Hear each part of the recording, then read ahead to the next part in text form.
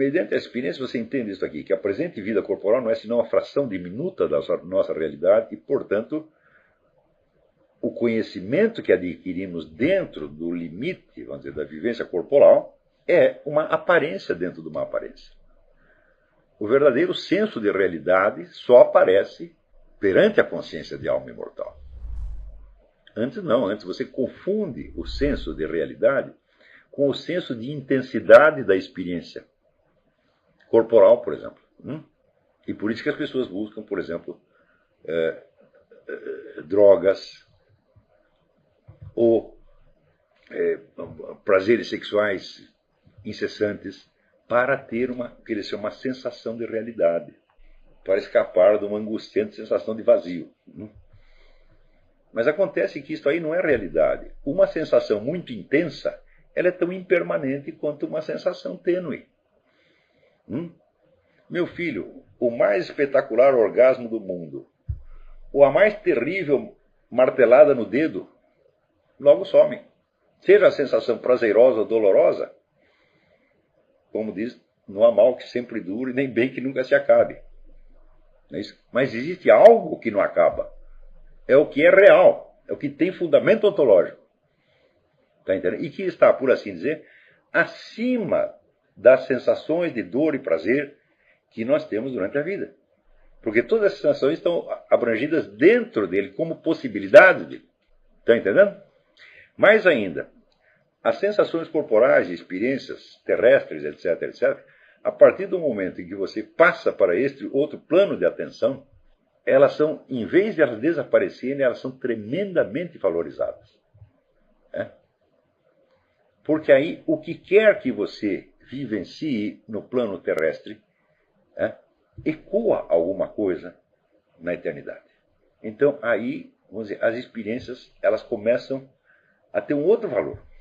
É claro que, vamos dizer, esta tomada de consciência, vamos dizer, do eu permanente, ela, por sua vez, é impermanente. Por quê? A partir do momento que você percebeu aquilo, bom, a mente e o corpo continuam funcionando, e continuam te dando impressões fugazes que não param. Mas ainda, num primeiro momento, essa atividade mental e sensitiva, ela pode até aumentar. Tá certo? Porque aí é o que se chama terror pânico. Terror pânico é o terror que invade. Pan é o rei dos elementais, dos entes da natureza, os entes sutis da natureza. E o terror pânico, na mitologia grega, é o que acontecia entre esses entes, e portanto em todos os seres da natureza, por exemplo, perante o raio, que vai simbolizar então a entrada do espírito. Não é isso? Então, o espírito aterroriza a natureza. E daí começa a se agitar. Nisso a mesma coisa vai acontecer em você. Tá certo? Quando se agitar, você calma aí, meu filho, não vai estar acontecendo nada. Você não pode lutar contra as suas percepções corporais ou o seu movimento mental. Você tem que abrangê-lo e acalmá-lo. Sempre lembrando o seguinte, que tudo aquilo que você está pensando então, está dentro da esfera do seu eu permanente, não fora. Então, não se trata de você se desligar do corpo e da mente, não se trata de você eliminar o eu, mas, ao contrário, simplesmente trata-se de dizer as coisas como elas são. Trata-se de você se instalar conscientemente naquilo que você já sabe que é a base permanente da sua existência, que é o seu senso de permanência ao longo do tempo. Deu para entender? Então, é claro que, para fazer isso, você tem, em primeiro lugar, você tem que se livrar desse esquema imaginário que está presente na nossa cultura, que é o de conceber a imortalidade como uma coisa que acontece depois da morte. Quer dizer, que você passa da mortalidade para a imortalidade. Isso é absurdo, inteiramente absurdo. Quer você acredite ou não em imortalidade, quer as pessoas acreditem ou não em imortalidade, é esse o conceito de imortalidade que elas geralmente têm. E esse conceito ele é autocontraditório. Então, você buscar na realidade uma coisa que é autocontraditória é que nem procurar. Quer dizer, é mais fácil procurar chifre na cabeça de cavalo do que isso. Chifre na cabeça de cavalo não é impossível, apenas uma impossibilidade biológica que a natureza pode violar de vez em quando. Mas, você procurar sinais de uma imortalidade como sendo um outro estado no qual você entra depois de morrer, e procurar isso em vida, eu digo, meu filho, não vai dar. Daí é aquele negócio do Jorge Luiz Borges, que a metafísica é um homem cego num quarto escuro buscando um gato preto que não está lá. Tá certo? Então você vai estar fazendo exatamente isso. Ou você busca os sinais da imortalidade naquilo que a presentifica aqui e agora, ou você não vai encontrar jamais. Pois é claro que, se além disto coincide de você ter alguma experiência paranormal que lhe abra o acesso ao conhecimento supracorporal, sorte sua, porque daí você tem mais um motivo para estar consciente desta sua própria supracorporeidade. Mas se você não tem a menor importância. E pior ainda, às vezes a experiência paranormal, ela justamente por ser paranormal, ela cria uma agitação mental depois que vai só tornar as coisas mais difíceis para você. Então, o que eu estou falando de assumir consciência do eu permanente não é uma experiência paranormal, é uma experiência inteiramente normal. Mais ainda, quando Sócrates usava a palavra eu, ele usava neste sentido. Vejam na apologia de Sócrates a naturalidade com que Sócrates fala da sua vida após a morte. É a sua biografia que continua. Não é uma outra pessoa. O eu é o mesmo. É o único eu que ele jamais teve, porque o eu narrativo e o eu social são apenas produtos mentais que podem estar errados. Quantas vezes nós não contamos a nossa história erroneamente para nós mesmos? Quando nós mentimos para nós mesmos, né? E daí, para justificar aquela mentira, se inventa outra, e esquece que mentiu no começo e está criado uma neurose. Então isso quer dizer que este eu da sua narrativa, você jamais o teve, você jamais foi aquilo. E você, note bem, se você tiver 10 mil neuroses, você pode dissolver todas sem perder nada. É por isso que eu acho extraordinário o apego das pessoas às suas neuroses, né? E eu acho que elas se apegam porque elas valorizam aquilo intelectualmente.